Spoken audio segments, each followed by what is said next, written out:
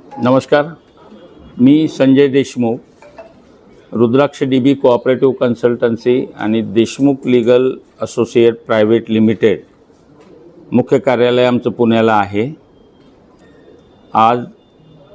आजची पत्रकार परिषद उद्यापासनं रत्नागिरी सिंधुदुर्ग जिल्ह्यासाठी जे आम्ही आमच्या विस्तारित शाखेचं इथं उद्घाटन करतोय त्या संदर्भात पत्रकार बांधवांना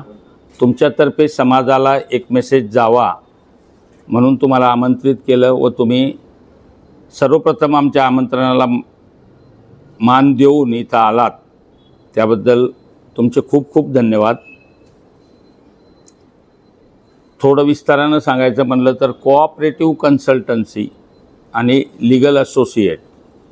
कोऑपरेटिव्ह कन्सल्टन्सीचं काम करत असताना आज बाजारात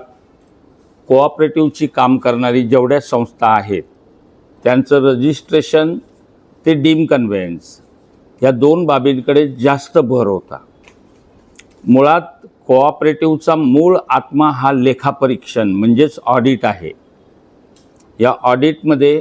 ऑडिटमध्ये निघालेले दोष, सरकारी ऑडिट, काही संस्थांचं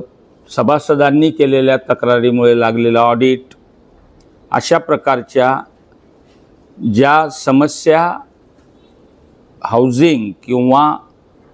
पतसंस्थांना, नागरी पतसंस्था किंवा सहकारी बँका म्हणजेच थोडक्यात सहकार क्षेत्राला ही अशी जी चॅलेंज आहेत, या चॅलेंजवर मात करणारी संस्था आजपर्यंत महाराष्ट्रात कुठलीच नव्हती। त्यातल्या त्यात ॲडव्होकसीमध्ये, लीगल फॅटर्निटीमध्ये अत्यंत जबाबदारीने सांगेल 1990 सालापर्यंत सहकार कायदा हा BA LLB मध्ये शिकवला जात होता। सहकार कायद्याची व्याप्ती बघता आणि आजची ॲडव्होकसी बघतात तिथं पण उणीव होती। जे वकील आहेत, लेखापरीक्षण अकाउंटशी संबंधात आहे, ज्यावेळेला हे वेगवेगळ्या एजन्सीजकडे, कोर्टाकडे किंवा ज्या सहकार खात्यातल्या अथॉरिटीज आहेत जशा की जॉईंट रजिस्ट्रार